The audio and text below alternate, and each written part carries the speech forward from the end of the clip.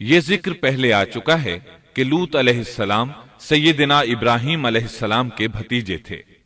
سیدنا لوط علیہ السلام کے باپ کا نام ہاران تھا، جو تارخ یعنی آزر کے بیٹے تھے۔ اللہ تعالیٰ نے لوط علیہ السلام کا پورے قرآن میں 27 بار ذکر کیا ہے۔ یہ ذکر 14 سورتوں میں متفرق مقام پر آیا ہے۔ آپ کا والد آپ کے بچپن ہی میں فوت ہو گیا تھا، اس لیے آپ نے اپنے دادا آزر کے گھر اپنے چچا ابراہیم علیہ السلام کے ہاں پرورش پائی۔ یہی وجہ ہے کہ ابراہیم علیہ السلام کو ان سے بے حد محبت تھی۔ جس وقت پوری قوم سیدنا ابراہیم علیہ السلام کے خلاف اٹھ کھڑی ہوئی اور انہیں آگ میں ڈالا گیا، اس کٹھن وقت میں صرف لوط علیہ السلام ہی وہ شخصیت تھے جو آپ پر ایمان لا چکے تھے۔ پھر جب ابراہیم علیہ السلام نے ہجرت کی تو لوط علیہ السلام نے بھی ان کے ساتھ ہجرت کی۔ اللہ تعالیٰ فرماتے ہیں کہ میں اپنے رب کی طرف ہجرت کرنے والا ہوں، وہ بڑا ہی غالب اور حکیم ہے۔ اس سے پہلے ہم ذکر کر آئے ہیں کہ جب ابراہیم علیہ السلام مصر سے فلسطین واپس چلے گئے تو آپ نے اپنے بھتیجے لوط کو سدوم بستی کی طرف بھیج دیا۔ یہ بحر مردار کے پاس ایک بستی تھی، تجارتی مرکز اور مسافروں کے لیے آرام کی جگہ تھی۔ یہ کافر قوم تھی، ان میں ایک بھی مومن نہیں تھا۔ اللہ تعالیٰ فرماتے ہیں پس جتنے ایماندار وہاں تھے ہم نے انہیں نکال لیا، اور ہم نے وہاں مسلمانوں کا صرف ایک ہی گھر پایا۔ یہ سب لوگ کافر تھے، لوگوں میں سب سے زیادہ فاسق اور فاجر تھے۔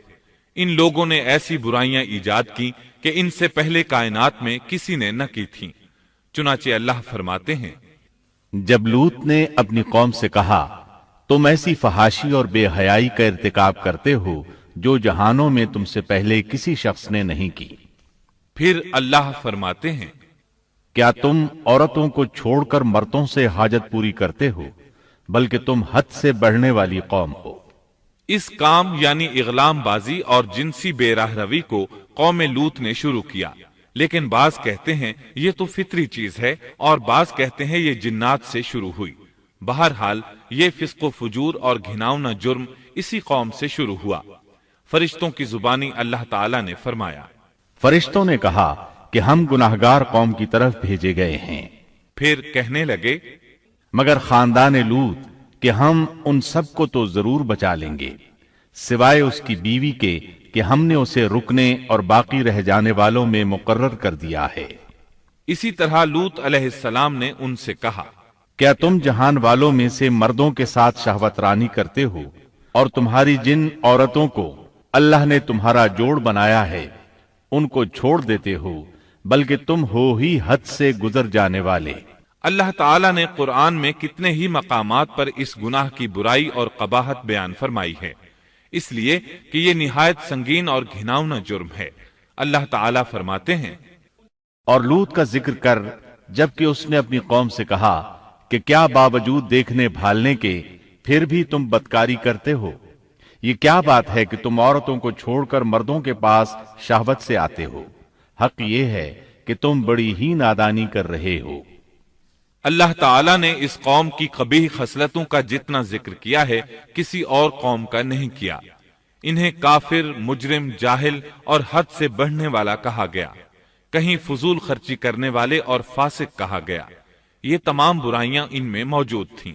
اللہ تعالیٰ فرماتے ہیں اور لوط کو یاد کرو جب انہوں نے اپنی قوم سے کہا تم ایسی فحاشی کرتے ہو کہ تم سے پہلے کسی جہاں والے نے نہیں کی۔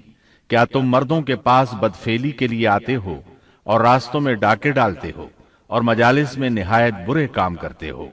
یہ لوگ اس قدر خبیث تھے کہ بھری مجلس میں برے برے کام کرتے تھے۔ مثلا سب کی موجودگی میں زوردار آواز کے ساتھ ہوا خارج کرتے، پھر اپنی اس حرکت پر ہنستے۔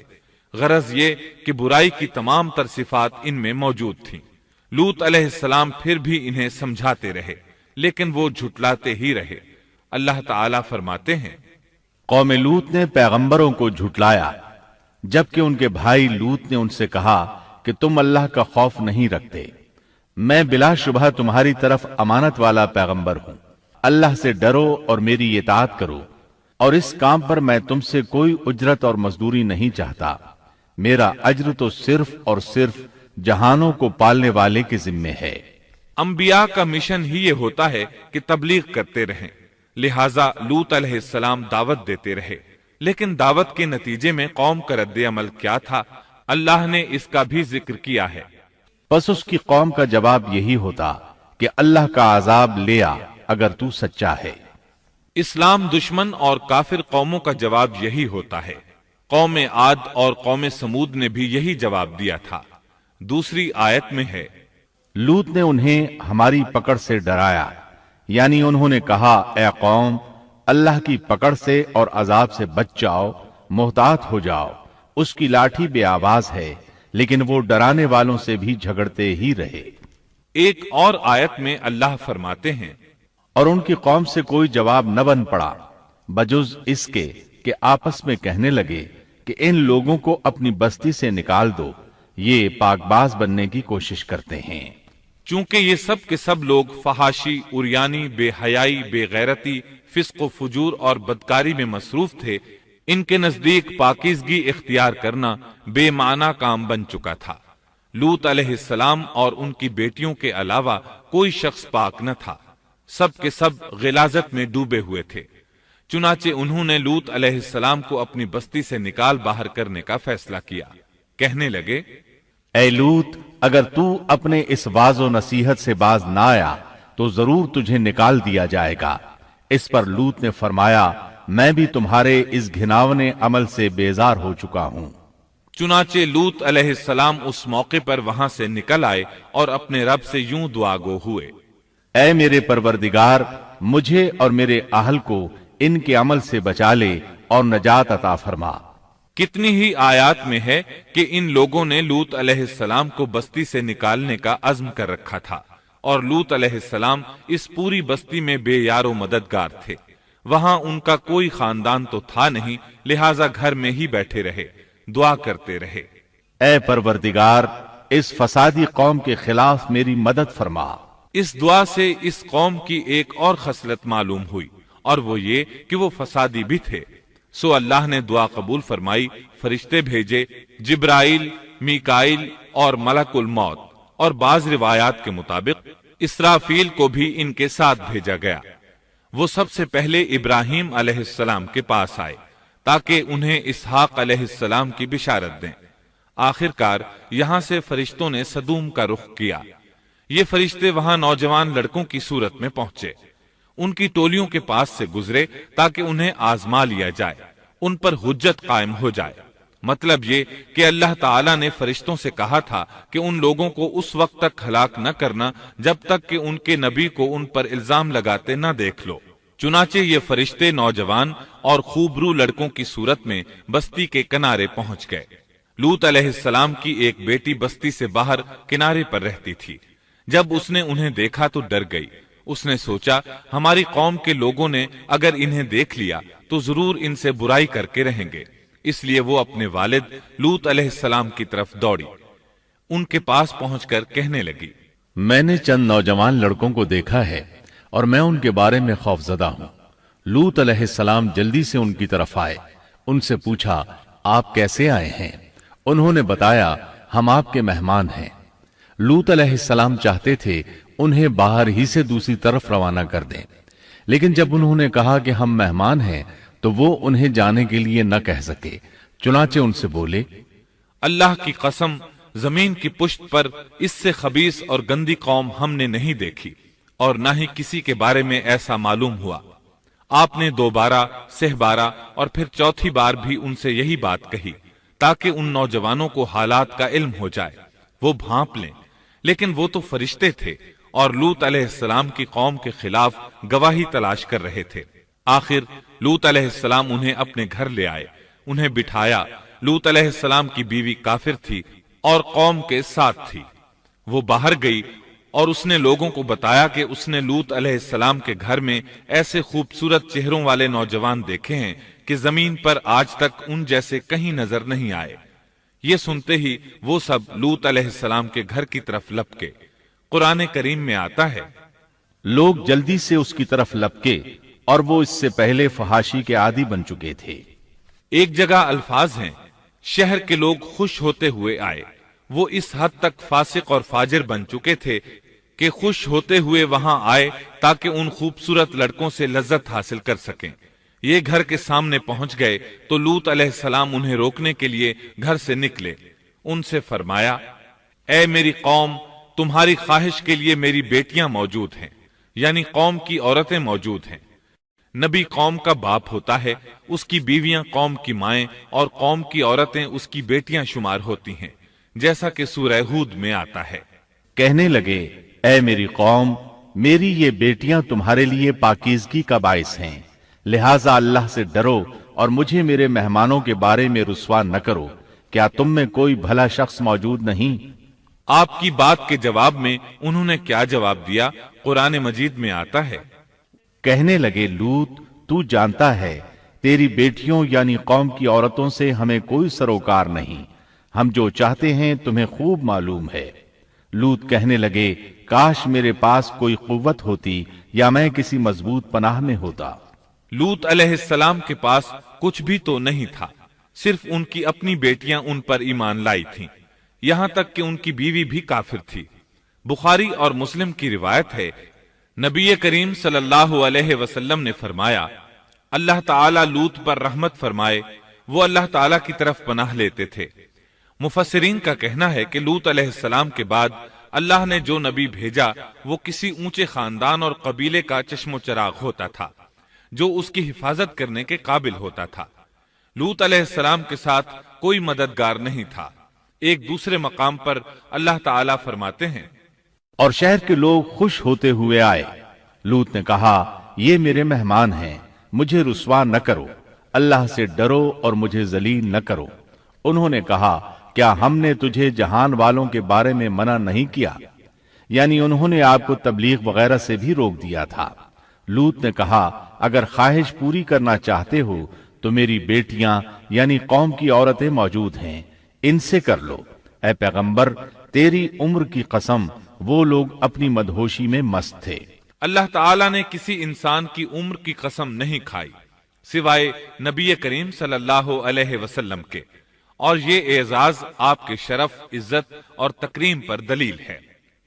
اب ان لوگوں نے گھر میں داخل ہونے کی تیاری کر لی۔ ادھر لوط علیہ السلام نے اپنے تینوں مہمانوں کی طرف دیکھا۔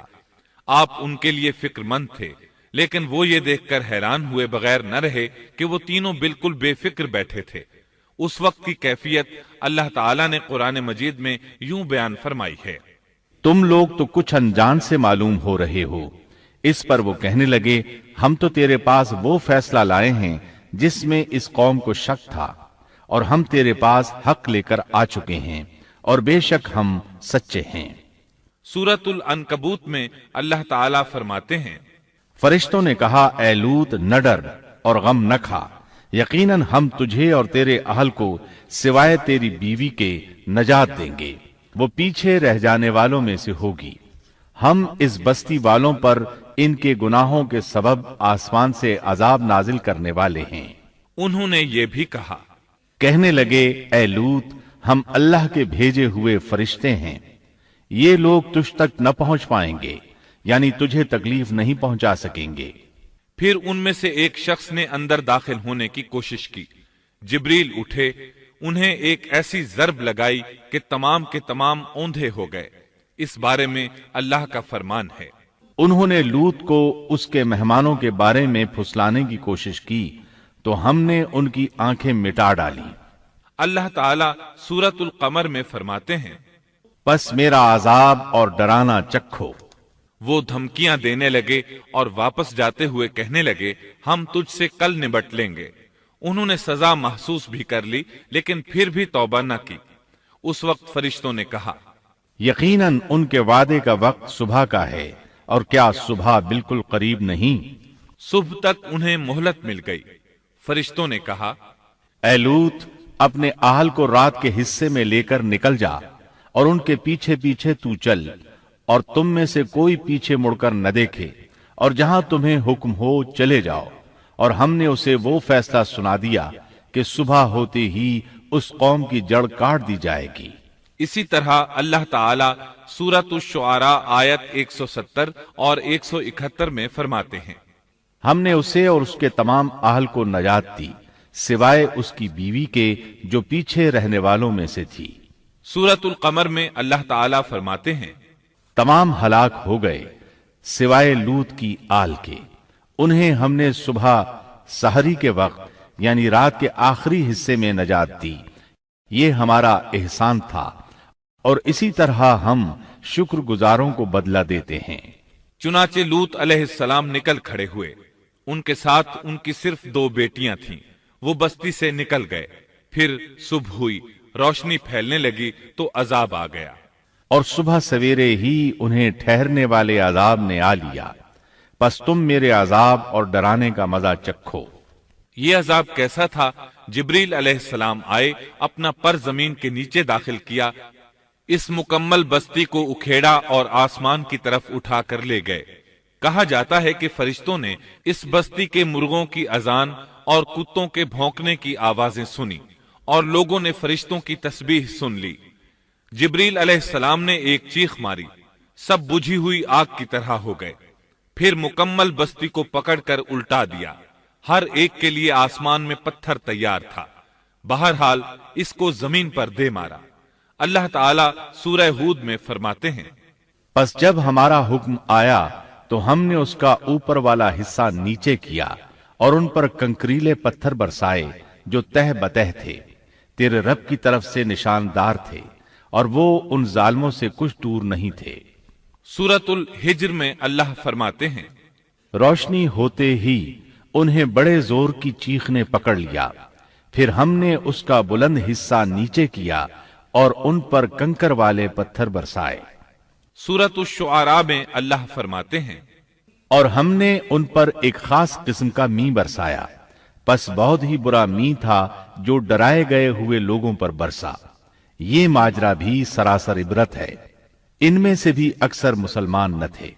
بے شک تیرا پروردگار وہی ہے غلبے والا، مہربانی والا۔ سورۃ النجم میں اللہ فرماتے ہیں، اور اس نے الٹائی ہوئی بستیاں گرا دی، پھر ان کو اس چیز سے ڈھانپا جس سے بھی ڈھانپا، مطلب یہ کہ ان پر پتھروں کی بارش برسائی۔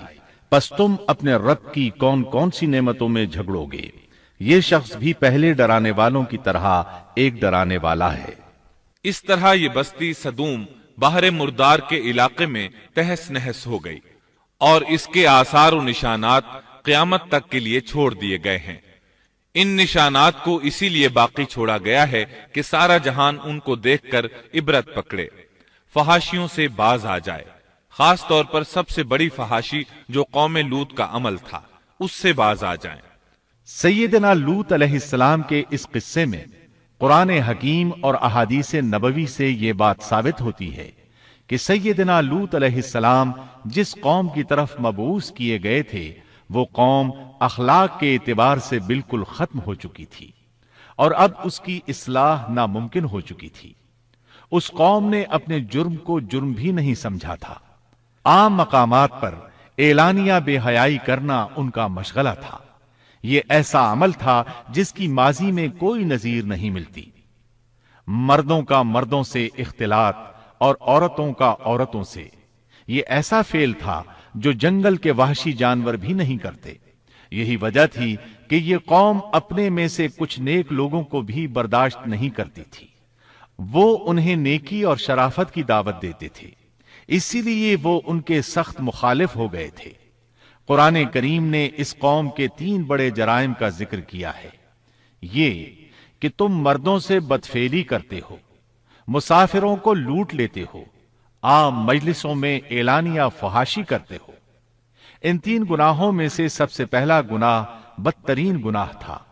یہ گناہ اس قوم سے پہلے کسی نے نہیں کیا تھا، گویا وہ اس گناہ کو ایجاد کرنے والے تھے، اور یہ گناہ زنا سے بھی زیادہ شدید ہے۔ قرآن کریم اور احادیث کی روح سے اغلام بازی ایک بدترین گناہ ہے۔ احادیث میں اس گناہ کی مختلف سزائیں آئی ہیں۔